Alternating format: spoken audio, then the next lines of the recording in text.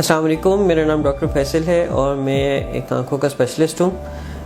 इस वक्त मैं प्रैक्टिस कर रहा हूँ डिफेंस के अंदर चौथाई मेडिकल सेंटर, और उधर मैं as a consultant eye surgeon practice करता हूँ इवनिंग में। आज का जो हमारा टॉपिक है वो हेल्थ मैटर्स के साथ हेल्थ मैटर्स के यूट्यूब चैनल के ऊपर हमने ये डिस्कस करना है कि हम 15 तरीके जिनसे हम अपनी आँखों का नुकसान करते हैं। अब ये 15 तरीके जो है पहले हम ये डिफ़ाइन करेंगे, और हर तरीके के साथ साथ इसके अंदर जो हमारा बैड बिहेवियर है उसको हम एक्सप्लेन करते हुए हमारा गुड बिहेवियर क्या है उसके लिए टिप्स देते रहेंगे। ठीक है, हमारा पहला जो पॉइंट है वो ये है कि एक्सेसिव स्क्रीन यूज़।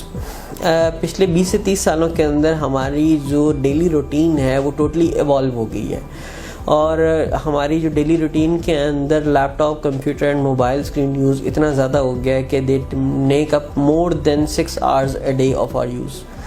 जब हम इतना करीब से स्क्रीन यूज़ जो कि 60 to 100 सेंटीमीटर्स की रेंज के अंदर होता है वो करते हैं, तो हमारे आइज़ का जो फोकसिंग मैकेनिज्म है वो टोटली आपको ओवरवर्क कर रहा होता है। अब इस एक्सेसिव स्क्रीन यूज़ को बहुत सारी जगहों पे अवॉइड नहीं किया जा सकता, लेकिन उसको हम थोड़ा सा रेगुलेट कर सकते हैं। उसको रेगुलेट करने का तरीका ये है कि एक 20-20-20 रूल है कि आप after every 20 minutes take a break of 20 seconds and look at 20 feet far, यानी कि 20 फीट दूर देखें 20 सेकेंड के लिए हर 20 मिनट के बाद।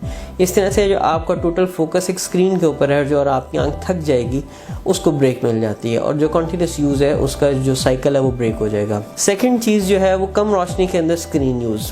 अब जिस वक्त कम रोशनी होती है तो हमारी आंखों के अंदर एक जो प्यूपिल है, प्यूपिल का मतलब ये है कि जिसने हमारी आंख में अमाउंट ऑफ लाइट एंटर होने को रेगुलेट करना है।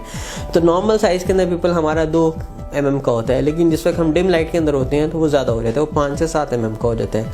जब वो अपर्चर और उसका होल बड़ा हो जाएगा तो वो ज़्यादा लाइट को अलाउ करेगा। अब अगर आप डिम रोशनी के अंदर अपनी तेज़ रोशनी वाला मोबाइल फ़ोन यूज़ कर रहे हैं, टैबलेट यूज़ कर रहे हैं, लैपटॉप यूज़ कर रहे हैं, तो उसकी जो शुआएँ हैं उनका नुकसान ज़्यादा होगा। तो ऐसी सूरत के अंदर आपको चाहिए कि रात को सोते हुए या बिल्कुल सारे कमरे के अंदर डिम लाइट करके अपने मोबाइल फ़ोन को यूज़ न करें।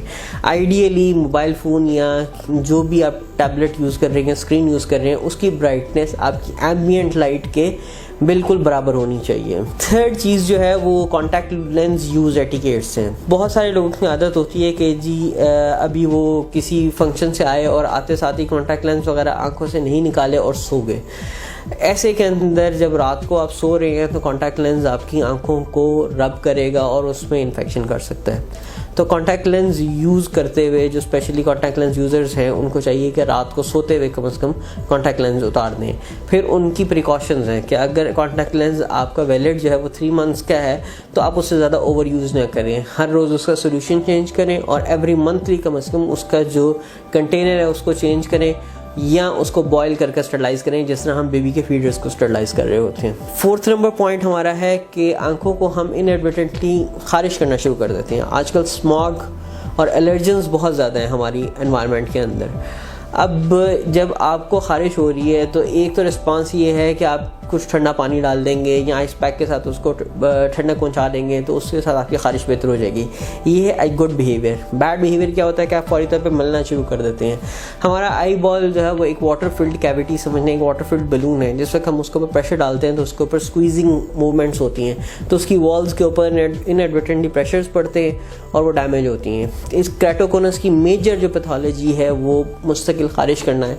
तो अगर आपको खारिश हो रही है तो बेहतर ये है कि आप किसी स्पेशलिस्ट डॉक्टर को दिखा के जो आपके लिए मौजूद दवाई है वो इस्तेमाल करें और बार बार आंखों को रब मत करें। 5वीं चीज़ जो हमारे माशरे में बहुत ज़्यादा है वो ये है कि जी हमें कोई भी प्रॉब्लम होती है हम सबसे पहले जो है वो फार्मासिस्ट के पास जाते हैं। हम सबसे पहले अपने घर की कोई फुप्पो है, कोई ख़ानदान की मासी है, उससे पूछेंगे जी आप कौन से कतरे यूज़ कर रहे हैं और वो हम यूज़ करेंगे। और इस तरह से लोग फिर क्यूरीन है, बेटनिसोलन है या कोई और स्टेरॉइड ड्रॉप्स हैं वो यूज़ करना शुरू कर देते हैं अपनी खारिश के लिए।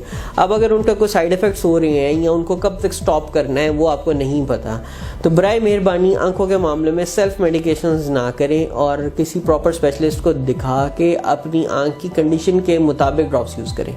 इस तरह से आप अपनी आंख को नुकसान से बचा सकेंगे। एक चीज़ जिसके अंदर हमारा रिसेंटली जो शिफ्ट आ गया है, हम एज एन एग्रीकल्चरल कंट्री हमारा बहुत ज़्यादा जो ग़ज़ा थी वो हमारी फ्रेश थी। फ्रेश ग्रीन वेजिटेबल्स होती थी और हर चीज़ हम फ्रेश खाते थे। बट विद टाइम हम लोग जो है फ्रोज़न चीज़ों पे चले गए हैं, जंक फूड के ऊपर चले गए हैं। अब जंक फूड और फ्रोज़न फूड्स में प्रॉब्लम क्या होती है, इनको प्रिजर्वेटिव्स और हाई सॉल्ट कंटेंट की वजह से इनके अंदर मिनरल्स और विटामिन कम से कम होते हैं। और आई एक ऐसा सेंसिटिव ऑर्गन है जिसको अपनी नॉर्मल फंक्शनिंग के लिए बहुत ज़्यादा विटामिन की ज़रूरत है। विटामिन ए, डी, ई और बेहतरीन किस्म के जो एंटीऑक्सीडेंट्स हैं वो हमारी आई बहुत कंज्यूम करती है। जब आपकी टोटल जो फूड है वो जंक फूड पे चल जाएगी तो उसके साथ ड्राई आइज भी होंगी, इरिटेशन भी होंगी, मैकुलर चेंजेस भी हो सकती हैं। सो प्लीज़ अपनी जो ग़िज़ा है उसके अंदर फ्रेश फ्रूट्स, वेजिटेबल्स, फिश और जो ऑर्गेनिक मीट प्रोडक्ट्स हैं उनको शामिल करें।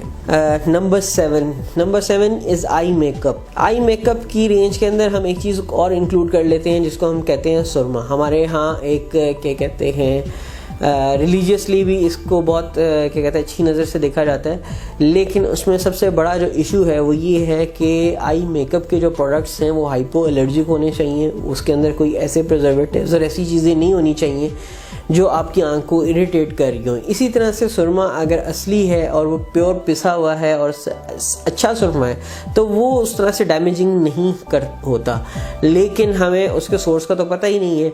तो इस वजह से जब हम अपनी आंख के अंदर कोई ऐसी भी चीज़ डालते हैं तो वो एलर्जी करती है, इरिटेशन करती है वो, और वो आंख को डैमेज कर रही होती है। Number 8 that is good sleep. नींद का जो हम यानी ना सिर्फ ब्रेन और हमारी बॉडी बल्कि आंखें भी, आपने एक चीज़ नोट की होगी कि जिस वक्त इंसान की स्लीप यानी नींद अच्छी पूरी नहीं होती तो आंखें लाल हो जाती हैं। तो अगर आप अच्छी नींद पूरी नहीं करेंगे तो आपकी आईज़ के ऊपर डैमेज आएगा। Number 9 protective glasses use.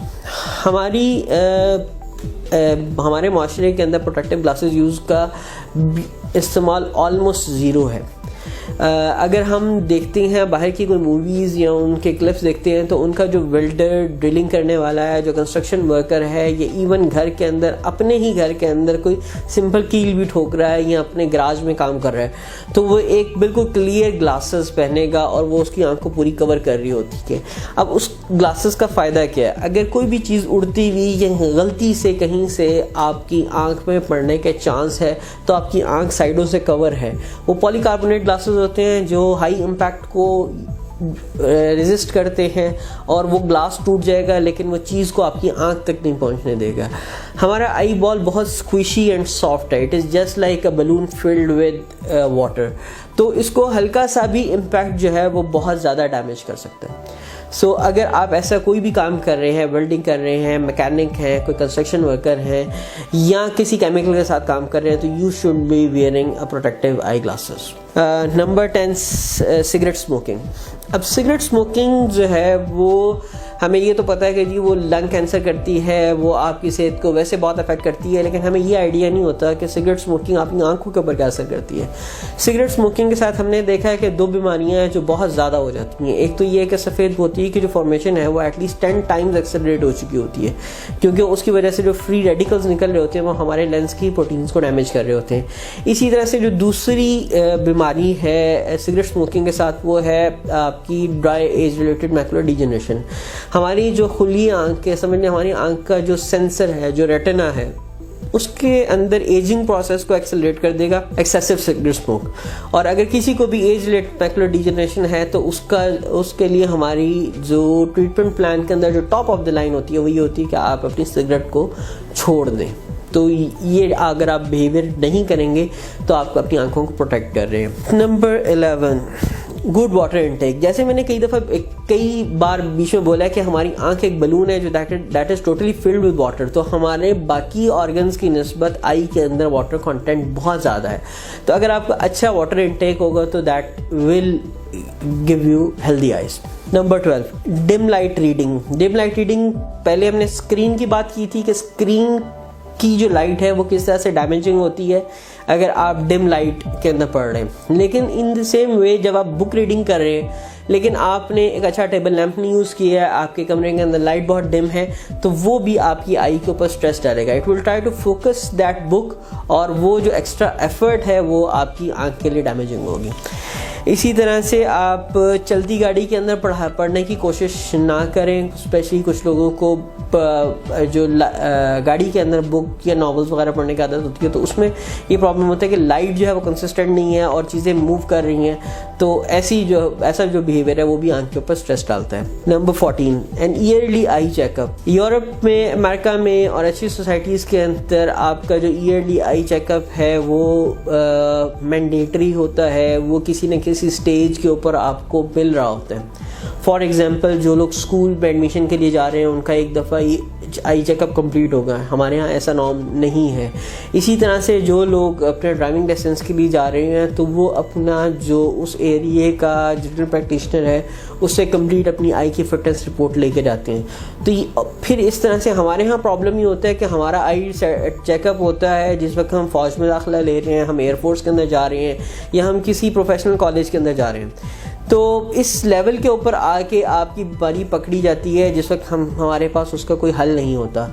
So an early eye checkup, especially अगर आपके छोटे बच्चे हैं और उनके ग्लासेस लगे हुए हैं, तो वो ग्लासेस जैसे जैसे बच्चा ग्रो कर रहा होता है उसके कपड़ों का साइज़ चेंज हो रहा है, उसके जूतों का साइज़ चेंज हो रहा है, उसकी आई की रिक्वायरमेंट भी चेंज हो रही है।